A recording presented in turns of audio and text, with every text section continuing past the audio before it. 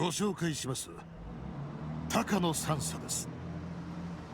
三佐、こちらは入江京介先生です。どうも、入江と申します。Why is it? Oh, I don't think we've ever seen the portraits before. That's why it's showing the console version. There we go. Yeah, we didn't have any like character portraits in chapter 1 and 2. Idia seemed extremely nervous at our first meeting. He probably thought I was in charge of some suspicious organization.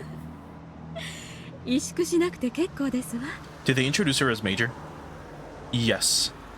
Yes, they did. 高野とお呼びください。恐縮です。この度はお引き立ていただき深く感謝いたします。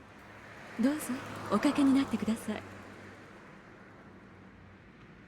Oh? Is this like an ashtray? More than likely, right? Let's see. Yeah, this is definitely just like some ashtray.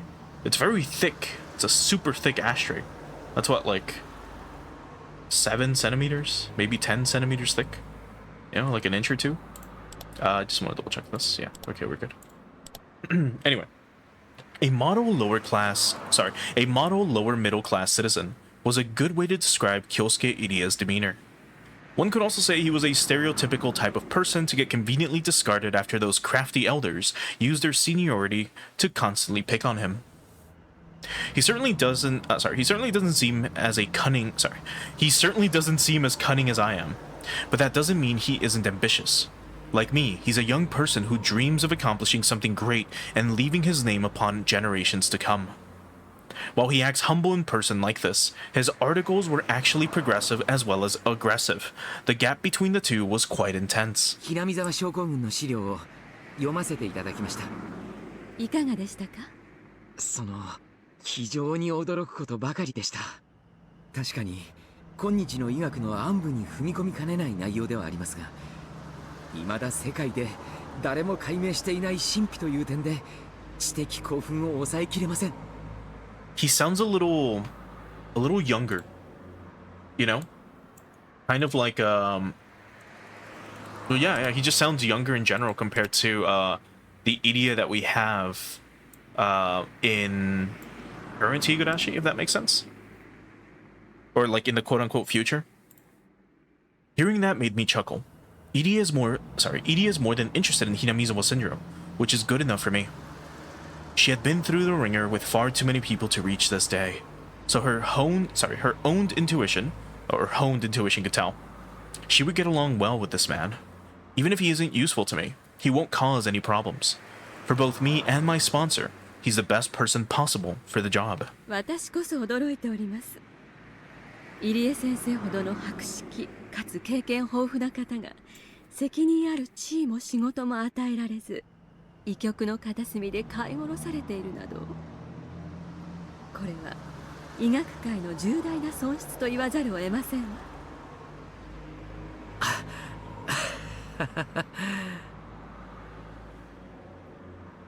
Idia laughed.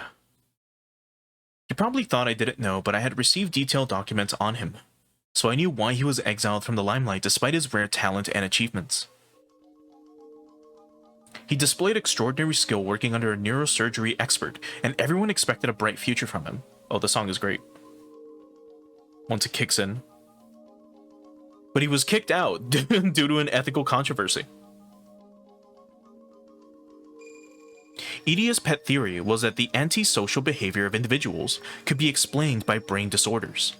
He believed that no one in this world was born a villain, and that they were all just poor patients in need of treatment.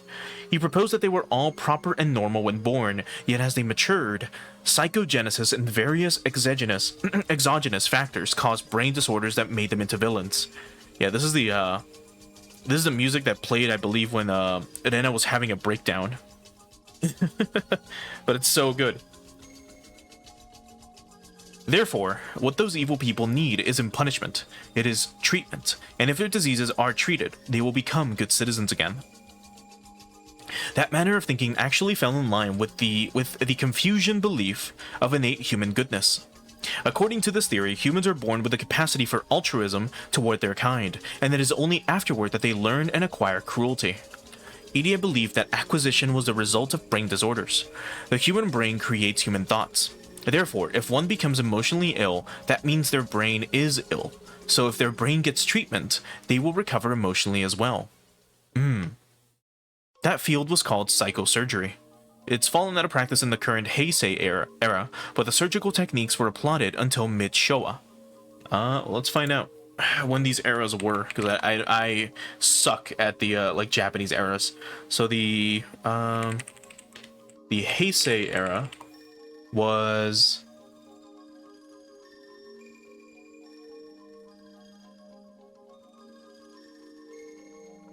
hold on. Is that correct? The Heisei era started in 1989.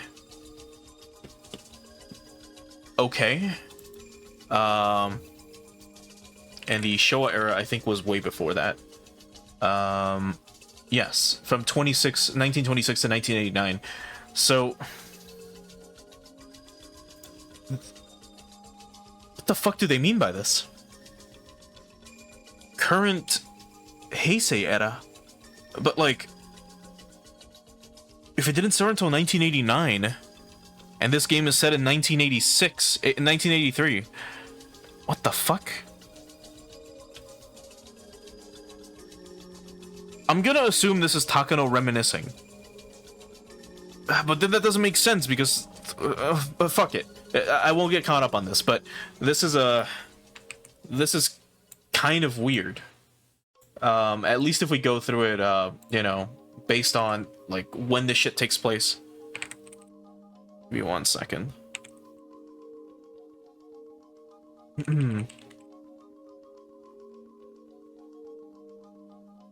Either way, sorry about that.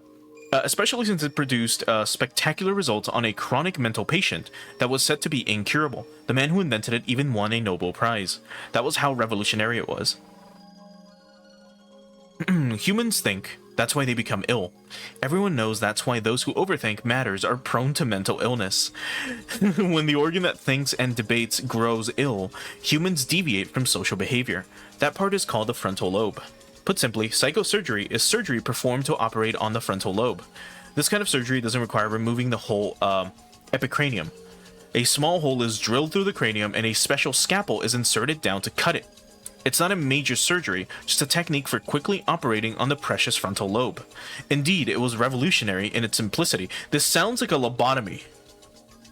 Except here it's more like, you know, they take a drill, they drill into your skull, they cut something, while a lobotomy is like, they stick an ice pick into your nose, and then from there they kind of just hit it really hard with a hammer, and they puncture your frontal lobe to kind of sever it so that you stop thinking.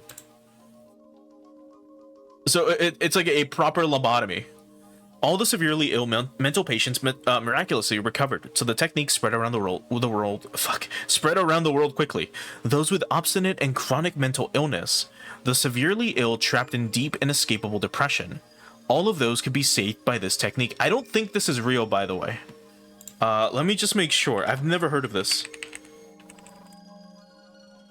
But I'm pretty sure psychosurgery is not real. Or... never mind, let's see.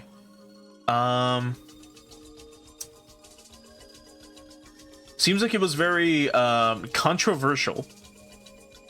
And it didn't come into the foray until the 20th century. And then the dude who, like, kind of perfected it created a leucotomy. So it is a lobotomy, but it's a specific type of lobotomy. Yeah, hold on. So what is this? It originally cut out small sections of the brain, and it later moved to cutting the fibers connected to the thalamus. Interesting. What else? So a narrow device was inserted via holes made in the skull into the frontal lobe. The blade of the leucotomy was then extended and rotated to lesion a core of the tissue, and this was repeated several times to destroy pieces of the prefrontal cortex. This is a fucking lobotomy. Oh my god.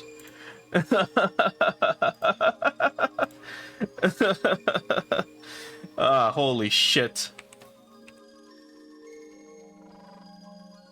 Incredible. All right, well, let's get back to this. Throughout history, humans have come up with many different religions and magic tricks to heal emotional injuries. So, needless to say, the idea of being able to treat them with a surgical technique was truly revolutionary.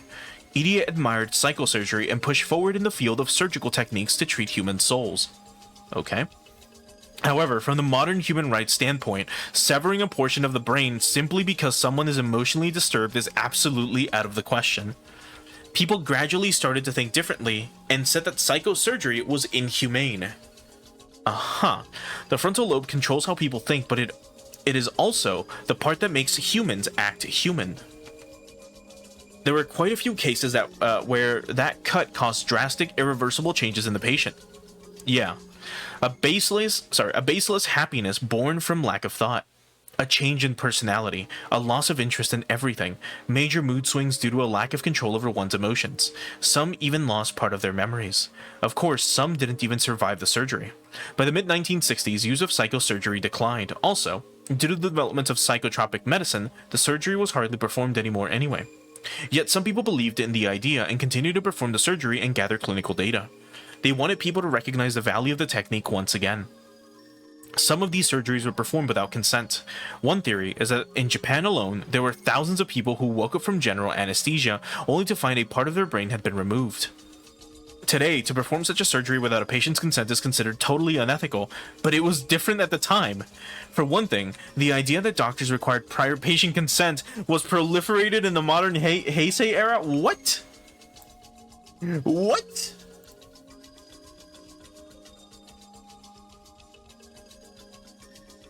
Holy shit.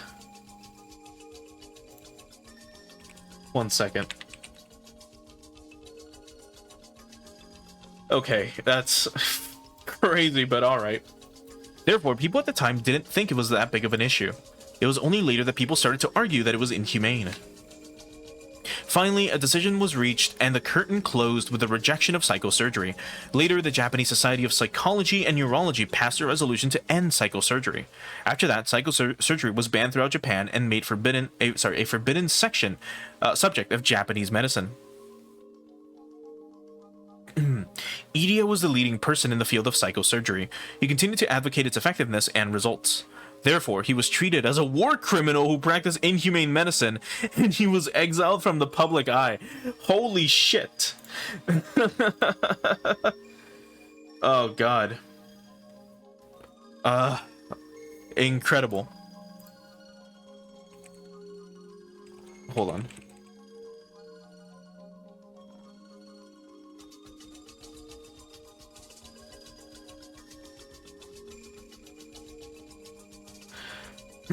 However, that doesn't mean he changed his beliefs. He still believes that immoral behavior is caused by brain disorders, and the secret of treating them is, in fact, hidden in the brain. So the existence of Hinamizawa syndrome caused by parasites living in the brain that control human emotions actually affirms this theory. Huh. 私ごときでよろしければ、この度の話、ぜひ引き受けさせていただきたいと思います。Of course. Given Idia's history, he would never turn down this offer. Despite his mild-mannered appearance, Idia was possessed by a mighty ambition. There was no way he didn't desire a chance to complete research that would prove himself to the medical society that ostracized him. I'm handing him the chance on a silver platter. ありがとうございます。入江先生ならば、きっと方もあなたのような専門家を迎えられ、とても助かります。しかし、私などが所長でいいのでしょうか。それは高野さんがやられた方がよろしいでしょう。私は単なる医者に過ぎません。人の上に立ったことなど。ご安心ください。それにつきましては私も全面的にサポートいたします。トップは制服ではなく背広からというのが上の希望でもあります。お気に召しませんか、入江所長という呼び名は。Throwing a title to entice him? いえ。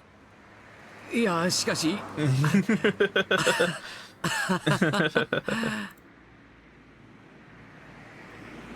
Okay, so I was just getting confirmation. It seems like I really was overthinking like the era shit. It seems like it is just general information, like I assume thrown by Ryukishi. That's like, oh, by the way, like all the stuff that he's like practicing wasn't like accepted until this era and all that shit. Anyway. Idia laughed to hide his embarrassment. Speaking of, we're currently in a research center. This is technically like the office where Tomitake gets like the shit beaten out of him before he gets like he gets ejected. Anyway. 表向きは診療所ということになっています。入江先生にご快諾をいただけましたので、入江診療所という名前にいたしましょう。一国一城の主とはもったいない話です。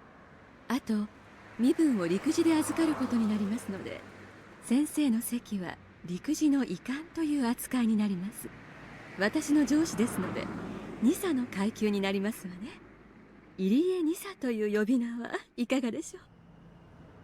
If I was him, right, even if this is like an option, even if this is like something amazing, right, even if it's my life's work, this sounds way too good to be true. Imagine you're a researcher, right? You've been ostracized from your community and you're given a chance to, to prove that whatever you believe was correct, and you want to better yourself just for your community, right? To prove that you are actually worth it. You're given a chance to do that. You are then given a clinic for free, of which you will be the director of it. And then you will also be a part of the military.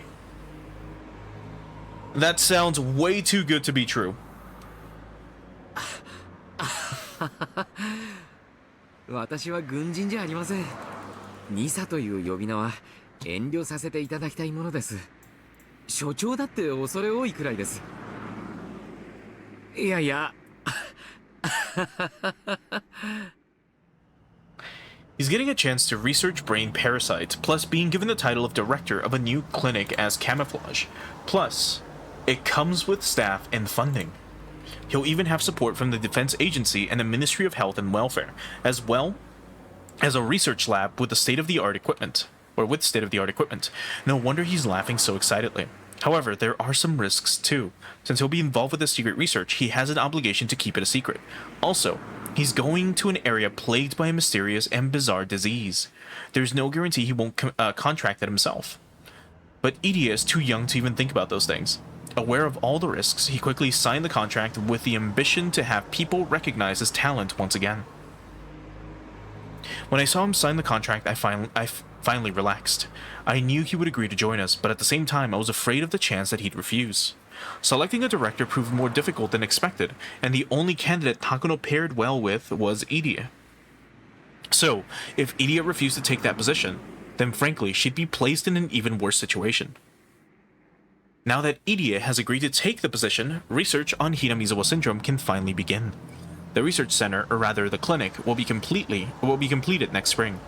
The Ministry of Health and Welfare and the Defense Agency will send the best equipment and staff, plus an abundant supply of funds. Then finally, our research will begin in earnest. Everything is going well. Of course it is. I put so much effort into making sure things went smoothly up to this point. 以上です。就任おめでとうございます。入江さんさ、宣誓書へのサインを終わりました。ありがとう。これからよろしくお願いいたしますわ、入江所長。こちらこそよろしくお願いします。高野さん、仲良くやりましょう。私も全身全霊をかけて頑張ります。 Imagine it's a pyramid scheme. He shows up to the clinic, there is no clinic. It's like a knife selling company. They sell they sell knives to the local Hinamiza ones. こちらこそお互い最善を尽くしましょう。 Now the position of director has been filled. Everything is set. I can't fucking read today. I feel so fucking dumb. But it's because I'm so tired. So sorry about some of the mistakes I'm making. それはよかったよかった。おめでとう、高野さん。高野三佐でしたかな？これもすべて先生方のお力添えがあったからこそです。高野美代、皆様に心より感謝させていただきます。まあまあ、高野さんに本当の意味でおめでとうが言えるのは研究が成功に終わった時ですな。 The music still sounds a little too loud. I'm gonna, one more time, lower it a tiny bit more. Along with the SFX. For some reason, it just sounds like a little too loud, but anyway. ようやく入り口にたどり着いたに過ぎませんよ。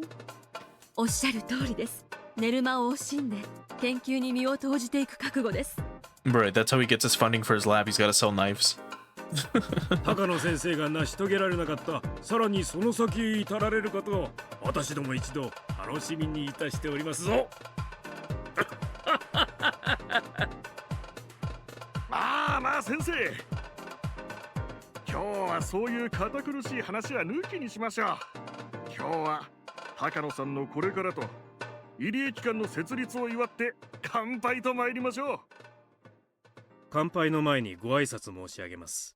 厚生省の永田と申します。どうぞよろしくお願いいたします。ああ、高野さん、彼をバシバシこき使ってやってください。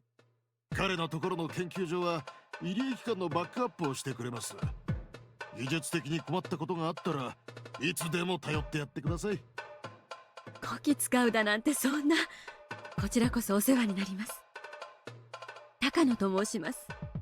どうかよろしくお願いします。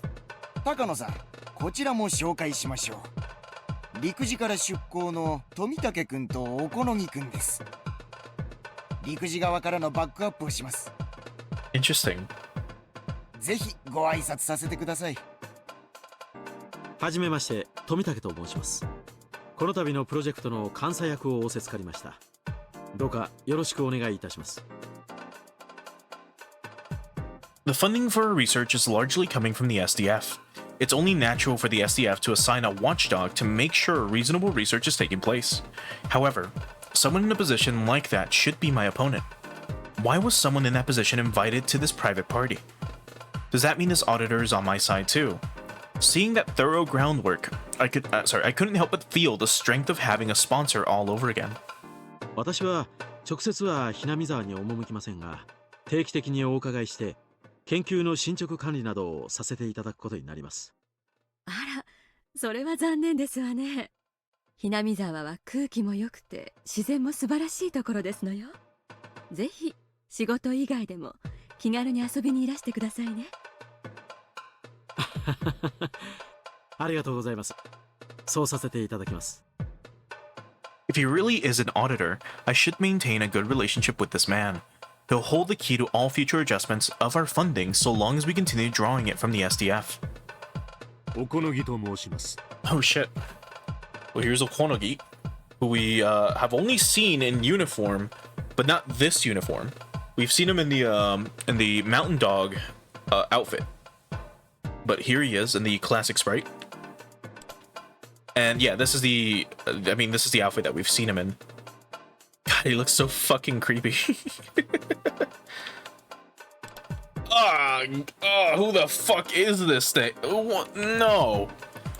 Oh, goddamn swap. Holy shit, that dude looked disgusting. They made him look worse. He already looked like a troublesome individual. And now he just looks he looks even worse in the remake art. Anyway. よろしくお願いいたします。彼は不正規船部隊の一つ山犬の隊長です。ひなみ沢に常駐し三佐を直接サポートします。ボディーガードみたいなものと思っていいのかしら。要人護衛、機密保持が主な任務です。三叉の直接の手足となりますので、どうかこき使ってやってください。よろしくお願いします。 Tomidake seems to be an honest type for a military man, but this Okonogi person looks like the complete opposite. Yeah, I mean, look at him. Side by side, they look like complete opposites. Where, I mean, one is just like, you know, a nice looking man. And then you have Okonogi. Anyway. His main job is to preserve secrets, but I bet he's also good with espionage tactics like counterintelligence and information control. Yes, that would explain his demeanor. Since the SDF is funding our research on Hidamizawa syndrome, of course this is considered a military operation. Therefore, this research has to be done in secret. That's why a unit like this is necessary. Besides, it's very reassuring to have someone capable of combat working under me. I should maintain a good relationship with him too. さあさあさあ、挨拶はこれくらいにして早く乾杯に移りましょう。さあさあ、飛武君も足を崩して。 Actually, have we seen both? God, I forgot about that PS2 sprite or console sprite. God, Tomidage looks so weird. I don't think we had seen this sprite before. But my God, does he look odd? Holy shit.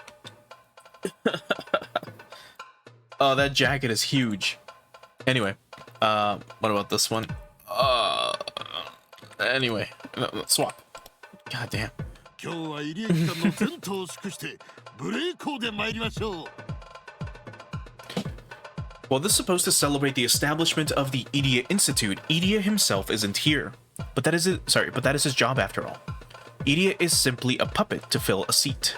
Of course, I expect him to help me a little with his expertise, but he's ultimately an outsider. This is supposed to be a gathering where I would show my appreciation to those who helped me establish the Idia Institute, but it has turned into them thanking me for all of my efforts. I'm always the one to pour alcohol for others, but today people are pouring alcohol in my glass. And you participants were trying to make me happy, and all the top people talked to me casually. They all praised my hard work and efforts. My research is now recognized by many institutions, and I'm ready to spread my wings open wide. All the people who are expecting some returns on the research accomplishments, all the people who are expecting some returns once the research accomplishes something are trying to curry favor with me. But right now, I'm just very grateful regardless of their motives. それでは入江機関の設立と高野美代君の今後ますますの発展を祈願して乾杯に移りたいと思います。先生、温度をお願いいたします。 It's like a dream. I know. This is just the beginning, and I shouldn't be satisfied with this alone. But for today, I can forget about everything and enjoy the celebration. I'm not a heavy drinker, but the drinks taste so good tonight, and the more I drink, the happier I get. This is really wonderful. To be called Major by Tomitake and the others is wonderful too. That's the rank my grandfather had during the war. That means I finally caught up with my grandfather. This is only the beginning. From here on, I intend to reach what my grandfather couldn't. This is the best night of my life. Oh boy. I ended up leaving to fix my makeup. I'm filled with elation. I need to feel fresh air to calm myself down. My heart is about to explode because I'm so happy. The gathering is taking place a little distance away from the main building. And here we have said building, which I don't believe we've seen before. But once again, here's the classic sprite. And the remake, which looks completely different, mind you. I'll swap back over to the original art, but if you look on the top left of the roof, like you'll see the tree in the background, around that area, there's like something else in the classic image. So if you go back to it, there's another building you can see in the distance. I assume, unless it's like one of those like water tanks that some buildings have on their roofs, but no, you can see another building in the background to the left as well, like in the back, in the middle, and then in the back to the left. So it's definitely like just another building. But anyway, the restroom is in the main building, so I need to walk across the hallway. A beautiful and well maintained Japanese garden is also visible from the hallway. It's raining. I usually don't like rain, but I don't mind it at all today. I feel like even the raindrops are congratulating me. The cool air feels pleasant on my hot skin. It took me a moment to notice how unsteady my footsteps had become. Maybe I drank a little too much. It isn't like me to drink more than I can handle. Although this is a party, I don't want to embarrass myself, so I decided to cool off a little by looking at the beautiful Japanese garden. I found an elegant chair set on the red carpet nearby and sat down on it. Since I was with the associates until now, I was forced to constantly be on guard against embarrassing myself. But now that I was alone, I could let go and truly relax. When I look up to the sky, I realize it's still raining hard, but in the distance, the horizon is a little lighter. Maybe it won't be raining for much longer. Well, that's normal. Rain stops eventually. No matter how cold it is or how hard it's raining, rain stops eventually. I saw a pair of sandals and an umbrella, almost inviting me, so I took them into the garden. The tasteless laughter coming from the party sounds far away. I tilted the umbrella and looked up to the sky. I felt the raindrops hit my face, and gazed upon the sky for a while, forgetting all about my hair getting wet.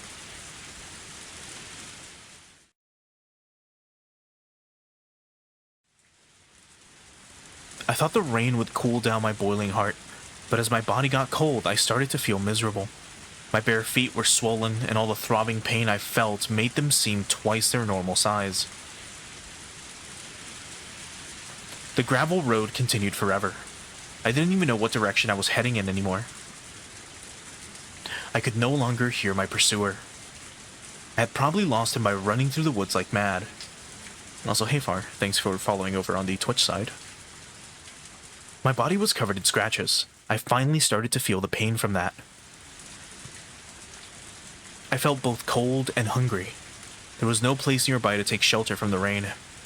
I was just on a little path in the woods. My worst fear was that I could end up heading back towards the orphanage. After bolting and losing my sense of direction, I had crushed that man's finger. I didn't think I bit it off, but I was sure it would leave a scar. Taking that into consideration, it was very clear to me what kind of torture awaited me back at the orphanage. Therefore, I'd have to reach the House of Love and Mercy. If only it had been daytime, then I could easily have found the right way to go. However, with this rain, there was nothing I could do, but I couldn't stop. I had to keep walking until I reached something. I wondered if Eriko and the others had escaped safely. I didn't know how many people came after us, but at least one came after me. In other words, it meant that they had a better chance. Did they reach the House of Love and Mercy? Were they drying themselves off with soft towels? And if they still remembered me, would they save a towel for me too? I felt so cold. I wanted to find a shelter and sit down, but there was nothing of the sort. I saw a tree that looked like I could take shelter under it, but the branches and leaves were dripping with water. It was then that I realized the sky was gradually getting darker. Would this day end in rain? There were no streetlights where I was. Soon enough, it would be totally dark. Then I wouldn't be able to walk any further. I just wanted to sit down even if it was raining. But if I did sit down, I probably wouldn't be able to stand up again. So I endured. If I hadn't escaped with Eriko and the others, I wouldn't have had to go through such misery. But compared to what I had to go through at the orphanage, this was nothing. Thinking about that was the only way to make myself move. But when I thought about that, it's true that this freezing cold rain was far better than my life at the orphanage. Also, I think this is a new song? No, it's not. But it's very good.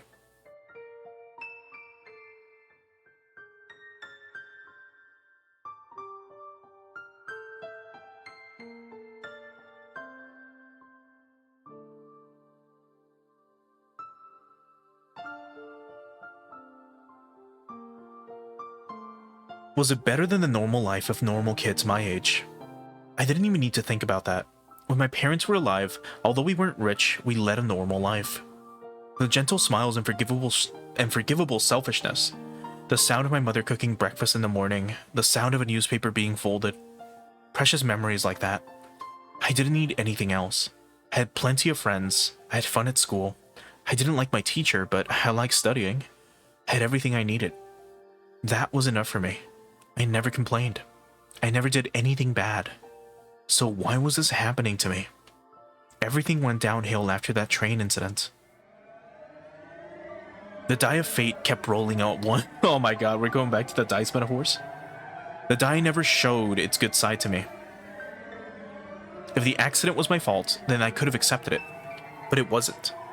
I wasn't even there. I waited for my parents at home. I like going to the mall with them. We always had a meal at the restaurant in the mall. I always told them to let me know if they were going to the mall. But on that day, they went without me, and I went to my friend's house to play. Yeah, and once again, this is we've seen this image before. This is the generic bedroom image that they use for a background, but this is supposed to be Rena's bedroom. Or at least the bedroom that we saw when we played as Rena in chapter, what, 5? 6? Yeah, chapter 6. And once again, the, if we look at the console background, it looks like this.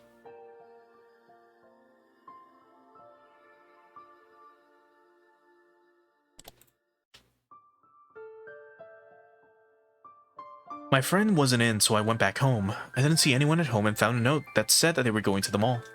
I regretted going to my friend's house. I waited at home.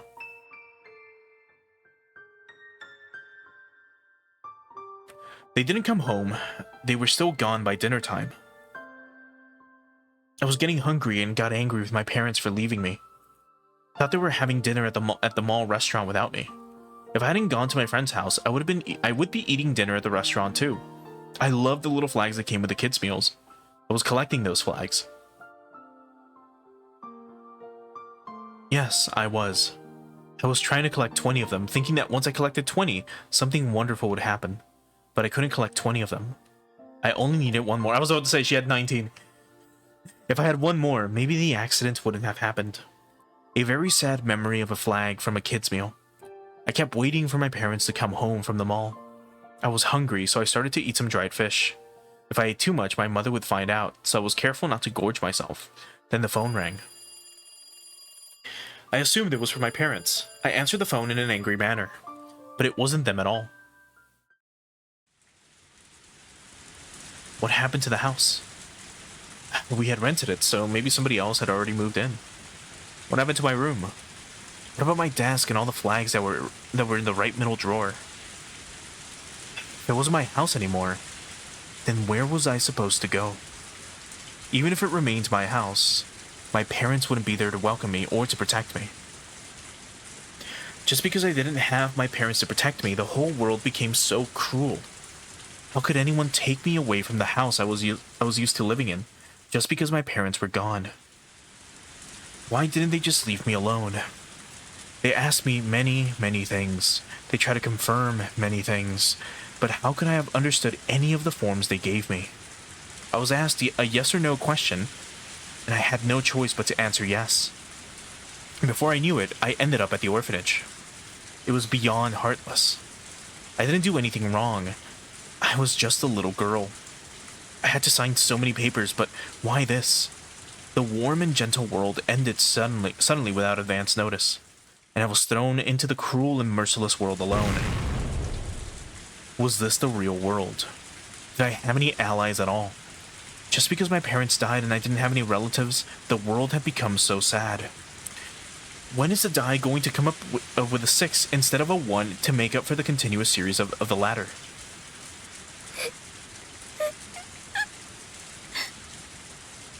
Tears were pouring down my cheeks. The salty taste further saddened and irritated me. I couldn't do anything but cry. But no matter how hard I cried or pitied myself, the cold rain wouldn't warm my body or save me. I didn't even know where I was or in which direction I should go. Eriko showed me the map to the House of Love and Mercy when we were planning our escape, but we only learned the shortest route. I was completely lost, but strangely, after I finished crying, I felt a groundless strength within myself. I once learned that tears wash away particles in the eyes, but there is a different purpose to them too. Tears also wash away what's in the heart. I clenched my fists and forced my feet to move. I headed in the direction that I believed to be correct on the gravel road.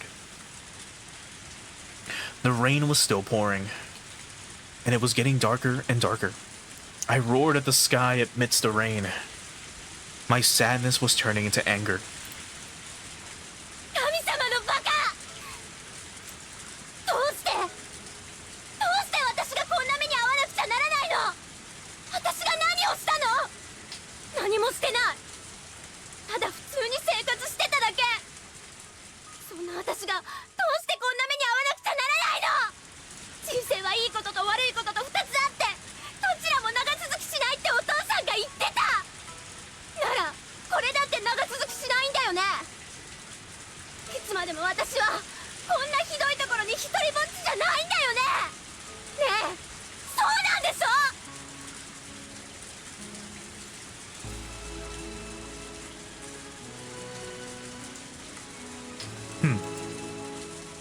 And then here we have a young Takano. Drenched and upset.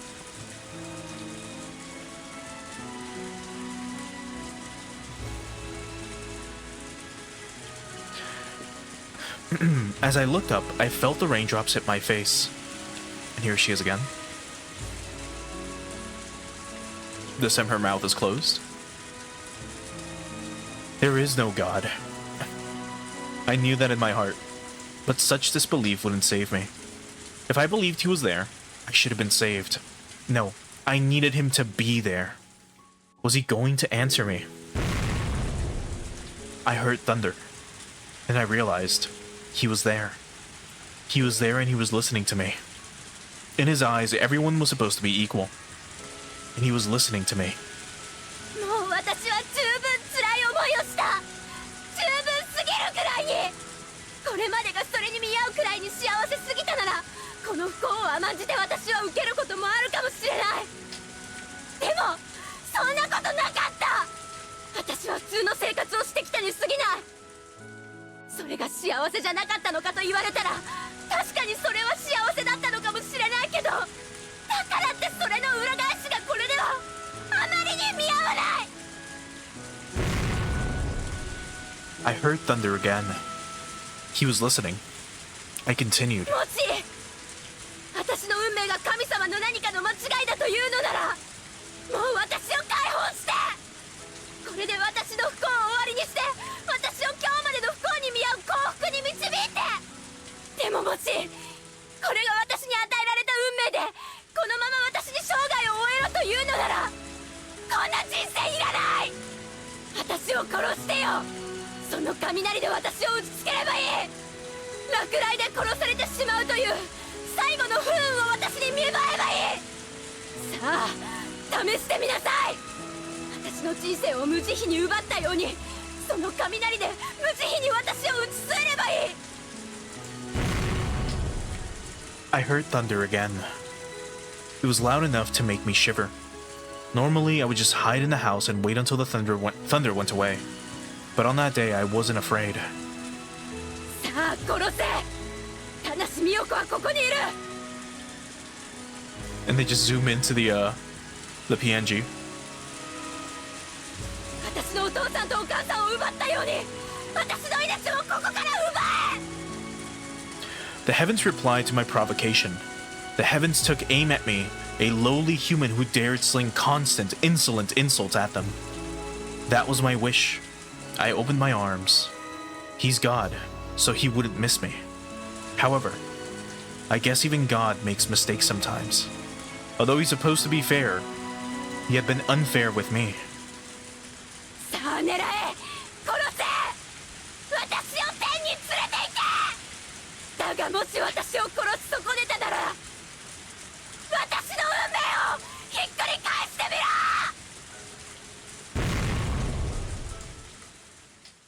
哀れな子。 A flash from heaven. I thought I'd smelled something burning just before it hit. The sheer force knocked me to the ground. It was a strange experience. It was something that had just happened, but it already felt like it had happened many years ago. I had no idea how long I was down for. I smelled something odd. The bad stench woke me up. When I looked, I saw that a huge tree behind me had been split open. Its sleeves were smoldering. I looked up and saw sparks in the darkness. I couldn't understand what just happened. I just stood there. The thunderbolt had struck. It didn't strike me. It struck the tree behind me. I didn't get to die. He was telling me to keep walking in the woods in the cold rain. I won my bet with God. I bet my life against the lightning and thunder. It could have killed me instantly, but he missed, so he had to fix my life. I looked up at the sky, laughing and bragging that I was still alive. I heard thunder again. It was acknowledging its loss. Come on, God. Save me. I won the bet, so save me from this misery. I stood there. I waited for God to do something while the rain poured down on me. But he didn't answer me again. I couldn't hear the thunder anymore. Again, I felt the warm tears pour down my cheeks. What was I thinking? If there was a God in heaven, he wouldn't have let anything like this happen to me. My miserable life was the proof of God's non-existence. The darkness was about to swallow me utterly. Would I have to sleep out here? God must have wanted me to die slowly in this cold rain instead of granting me an instant death by lightning. I wish the sun would go away. I wish the sun would never rise. I wish that, as the woods had grown completely dark, my existence would be hidden by that darkness. I wish that I could just disappear. Had it been an eternity, or was it a matter of seconds? I couldn't even tell time in such darkness. It was then that I saw something.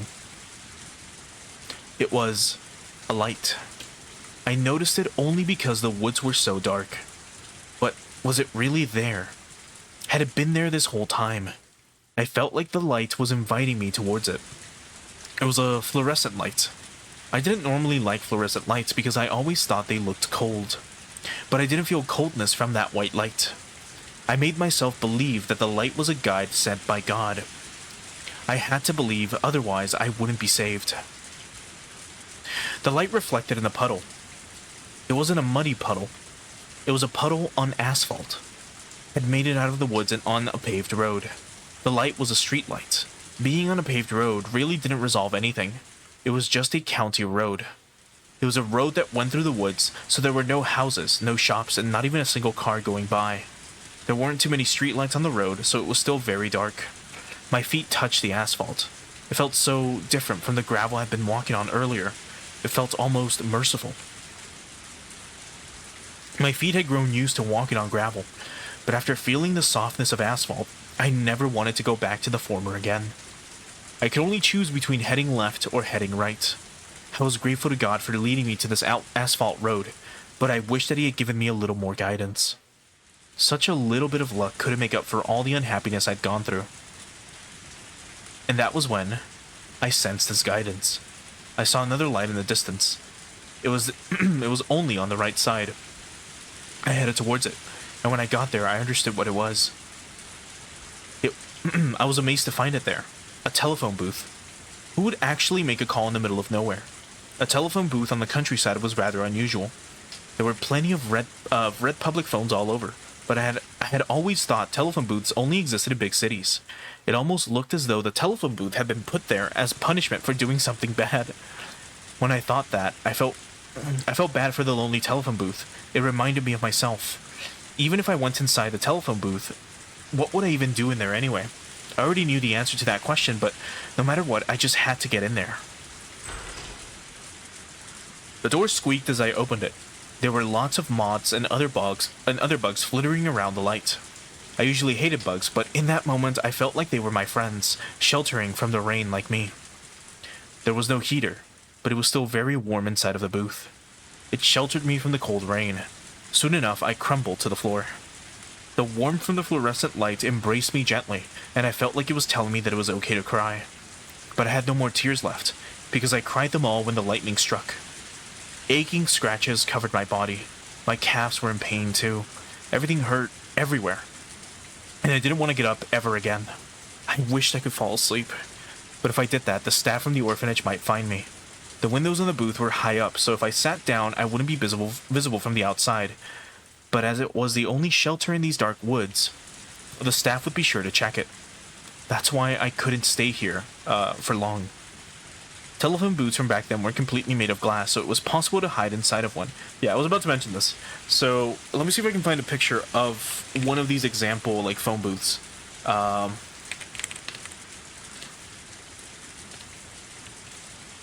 second, because I know the one that they're talking about. But let's see if I can find an actual one though. I don't think like finding an image of one's gonna be easy. Considering again that the 80s have been gone for quite a while. Oh, here it is. Here's one of them. And this is what they used to look like. This is from the 50s, so it's a lot older. But that's probably what they were using, especially in the mountains. But it looked like this more than likely. So, I've mentioned this before, but if you don't know what a phone booth is, imagine a place where you could just walk into. It's a tiny room, and inside is a phone, a rotary phone, or one with buttons, and usually a phone book. Which, if you don't know what a phone book is, it's a book with phone numbers in it, which you would use to maybe call some place, whatever it was, and that's what a phone book is. And a phone booth, like I said, just has a phone inside. You would put like some coins inside of it. You used a little bit of change, and then you made a call to someone, somewhere, and that's it. I believe you could call. Actually, let me see. Let me double check.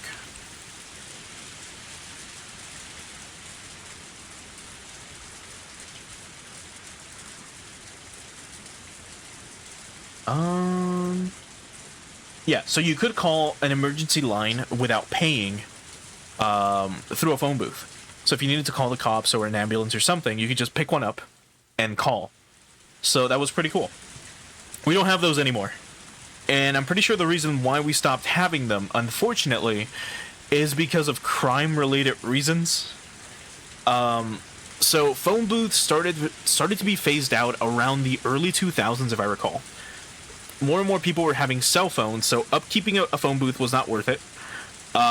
Or just a phone stand. The homeless would use them sometimes as shelter. And then the main problem that was encountered with phone booths actually involved crime. At least in the West, where the calls were essentially untraceable. As in, you weren't using your cell phone, for example, tied to your phone plan, tied to your address, tied to your bank account to make a call. So if you were to, I don't know, be part of the mafia, and you wanted to, I don't know, let someone know something happened, you would call them from the phone booth somewhere outside of town, from another city, from wherever, tell them, hey, by the way, the job is done, and then hang up. And then no one would know that you made the call to whomever it was. And that's it. If the cops were to check the phone logs, I believe they would only be able to see that a call was made from a phone booth, but not which one. I'm pretty sure. And even if they could see that it was a phone booth, unless they had someone there watching whoever actually made the call, it was impossible to know who did it. So, I believe that's kind of why phone booths were phased out, which kind of sucks, because phone booths are kind of cool. Like, just having access to a phone whenever is pretty good. But either way. My exhausted spirit understood that I had to move, but I just couldn't make myself. Maybe I was expecting some kind of vision. I felt a strange calmness that I'd never experienced before. I didn't feel that I was myself. It was very strange. I thought that maybe I was killed by that lightning. I'd assumed that I was still Mio Tanashi, but maybe I wasn't her at all. I seriously considered those things. Then I started to think that the telephone booth had something to do with it, because God let me here. He couldn't have done so just because he was providing shelter from the rain. There had to be something else. I wondered what it was. Could there be something in the booth that could save me? But what? A telephone booth is used to make a phone call, but I didn't have any money. But then, I noticed something that looked like copper. My heart skipped a beat. The 10 yen coin I saw wasn't there before. Did I just miss it? I didn't think so. He must have just showed up. In other words, this 10 yen coin was guidance from God. He was telling me to make a call with that coin. But who? There was no telephone book. In that case, I could only call a number that I knew. Did God want me to do that then? There was only one coin. I could only call one number, and I couldn't talk for that long. I had challenged God earlier, so it was just a matter of course to think that God was challenging me in return. I had only one chance, and he wanted me to test my luck with that chance. I left the phone booth and I looked up at the sky. Then I yelled in my heart, "You're on, God." I wondered who I would call. Who? My house? My parents were dead and I had no relatives. Even if I called, nobody would answer. Actually, the phone bill wouldn't have been paid for a long time, so the phone line was already disconnected, or would already be disconnected. My house was my lost life itself. No, the debris of my life. Calling home would simply be an expression of regret, which ran counter to the positive attitude of one trying to change their life. So surely, using the coin to call my house was wrong, which meant I had to cast this 10 yen coin toward my future. Future? My future? What future anyway? And I heard a huge thunderclap, which cleared my mind. In that clear state of mind, I saw something from the past. It was the last sight of my father. His final moments in the hospital bed, though suffering from pain, he tried to tell me something very important. もしもな、お父さんが死んだら、高野先生を頼りなさい。高野ひふみ先生だよ。言ってみなさい。高野ひふみ？そうだ。高野ひふみ先生だよ。高野先生はお父さんの恩師なんだ。きっとお前を助ける。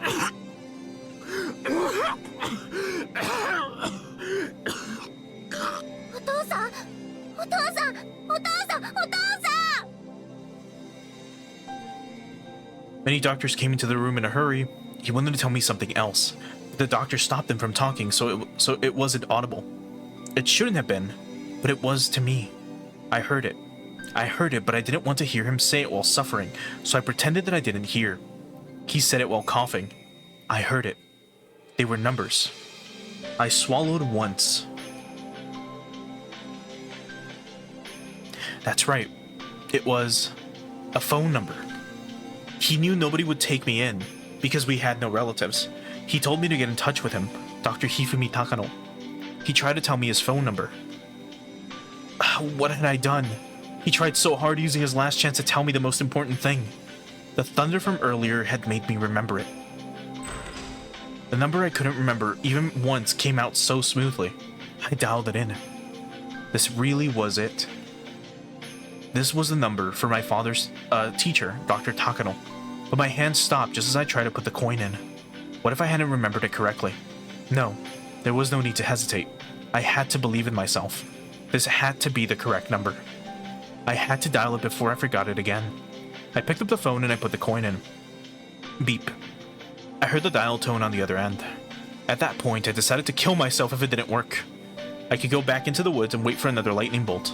I could lie down and let the rain water drown me too. I could also fall asleep in the middle of the road and wait for a car to run me over. I made up my mind and put the coin in. I didn't hesitate any longer. I dialed the number at once. But I had to be careful. If you dial quickly, sometimes you can make mistakes. I was getting irritated, and that almost made the phone number go vague in my head. I dialed the last digit, and heard some electronic sounds on the other end. I hoped that I dialed the correct number. I didn't know what to say to Dr. Takano if I did connect. Where was I? What was I supposed to do? What was I supposed to ask him? I don't know any of those things. Making a call isn't cheap. 1 10 yen coin would only buy me a short time to talk. The line must have connected then. I heard a ringtone. I only had a short time once someone answered the phone. I thought for a moment that I should put the phone down. Then I could at least get the coin back.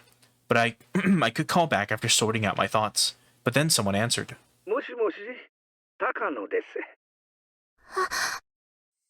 I felt like I was suffocating. My memory had been correct. I couldn't tell the age of the speaker, but it was a grown man's voice. Anyone who was my father's teacher must have been quite old. Never mind that. I had to hurry and say something. Hurry, hurry. 高野先生ですか？高野ひふみ先生ですか？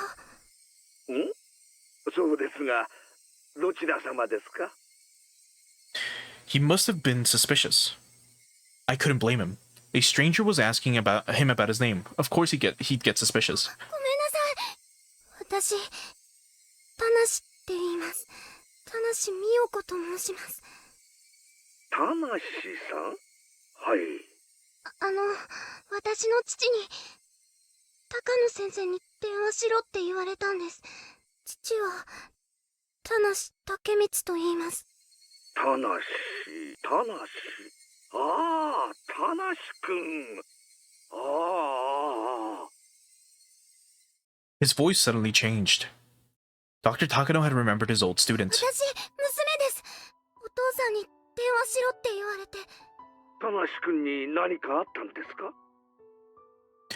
Not good. I was going to run out of time. お父さんとお母さんが事故で死んじゃって。それで、高野先生に電話しろって言われたんです。田無くんがお亡くなりに？そうですか。二人とも？それは本当にお気の毒です。田無くんは私が大学 I would have interrupted him で already. いた時、しばらく交流があったことがあります。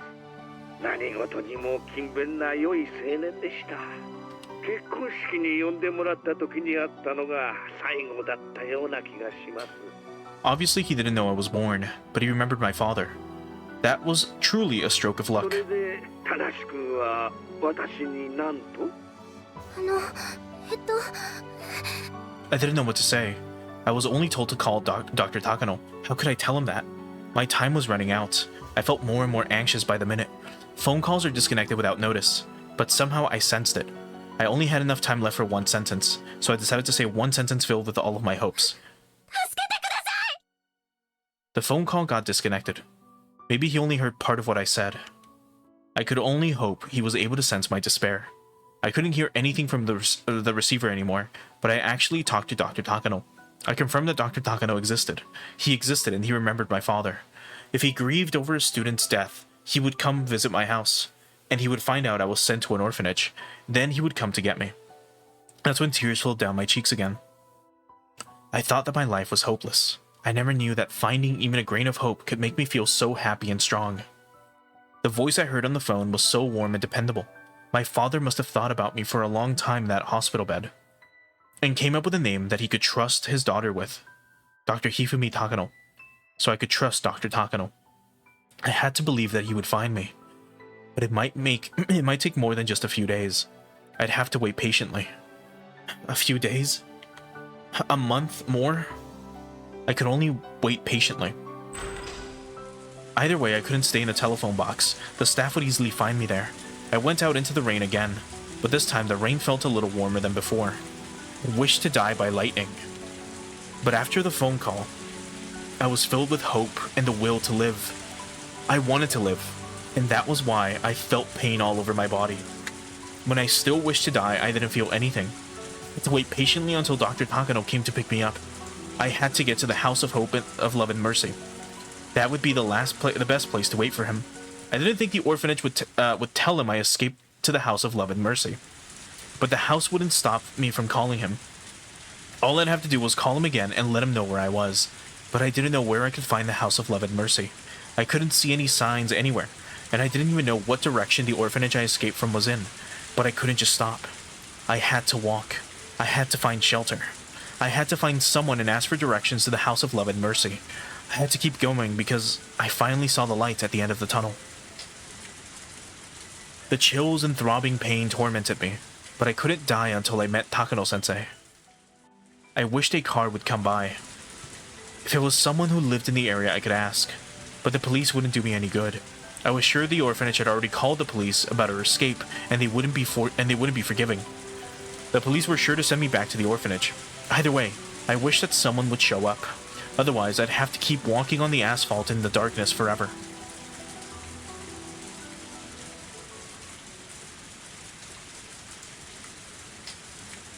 How long did I walk? still no car. Just as I couldn't help but think that maybe the world perished, leaving only me behind, a car showed up. I sensed the car coming up behind me, so I turned around.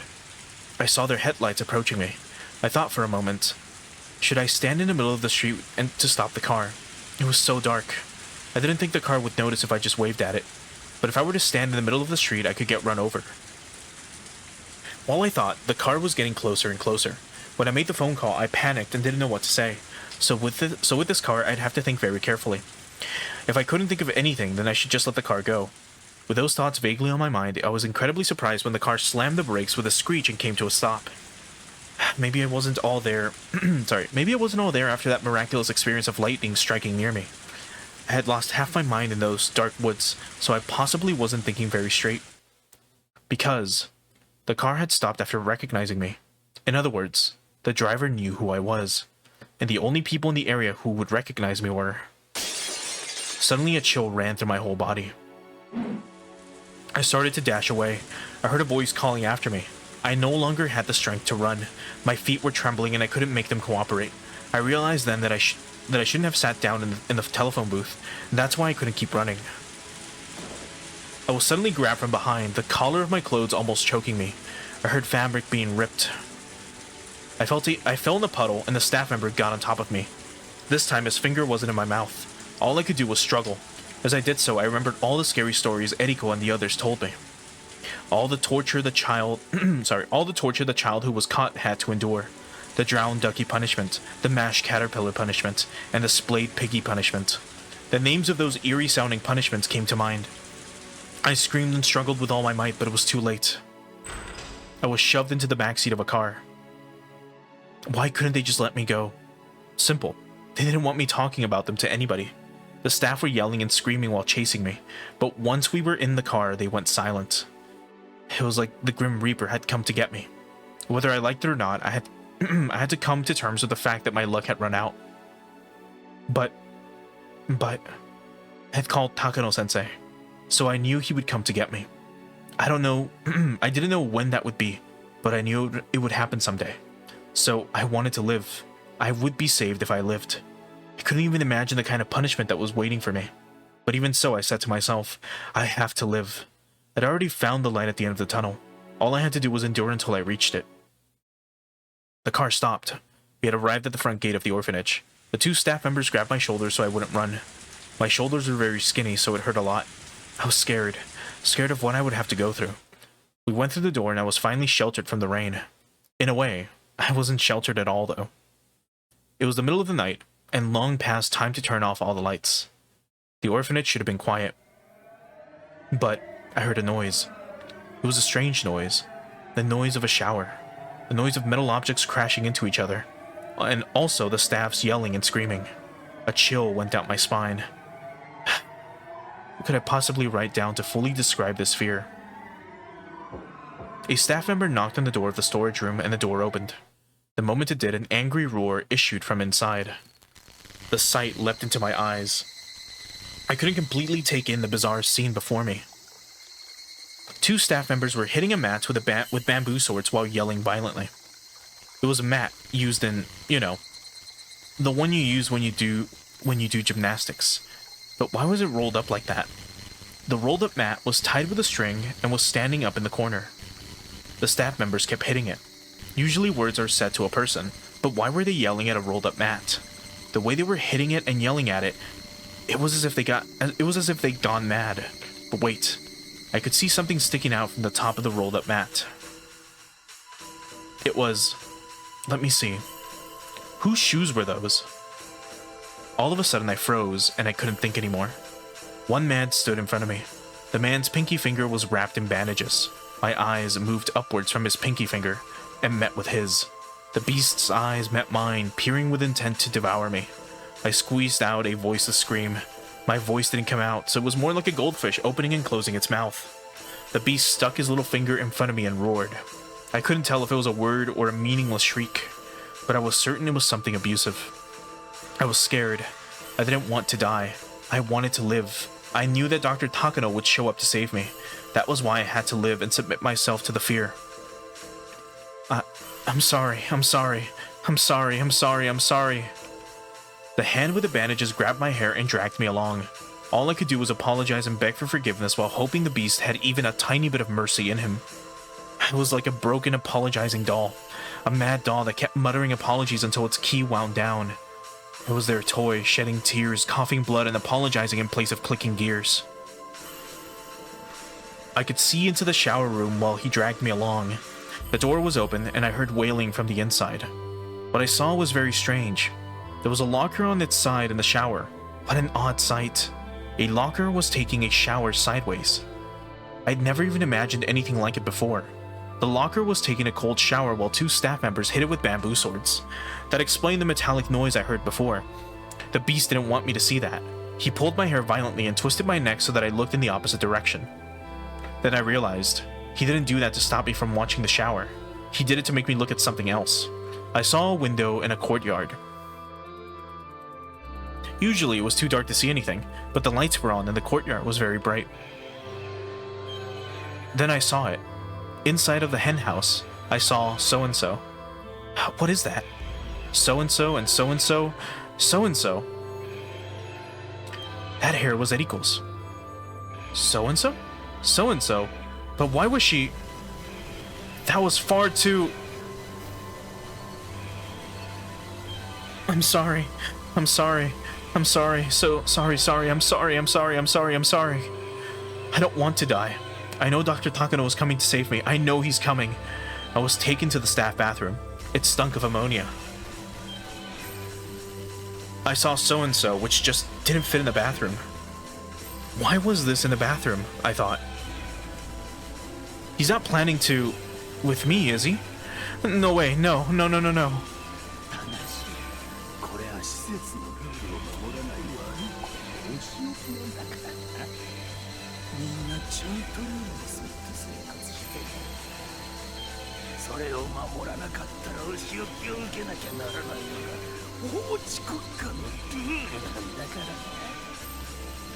I'm sorry, I'm sorry, I'll never do it again. I'll do everything you tell me to do. I promise, I really do. Please spare me. Please spare me from so-and-so. No, that hurts. No, no, no, no, no.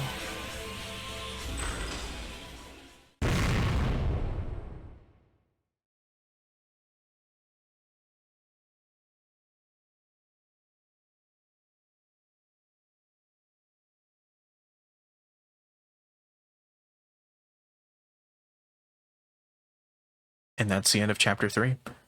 So it seems like we learned what the drowned ducky was, which was one of the punishments. So they have a locker, and they shove you in that locker, and then they close it, and I assume lock it.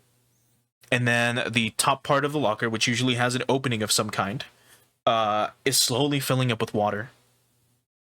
And then you are drowned or just forced to suffer in it for a while, which is really fucked up.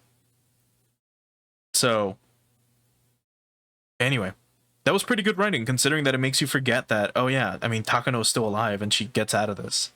But, like, in the moment, it really, really does immerse you. But either way, I think this is a good stopping point for today. So let's go ahead and swap on over to the ending screen.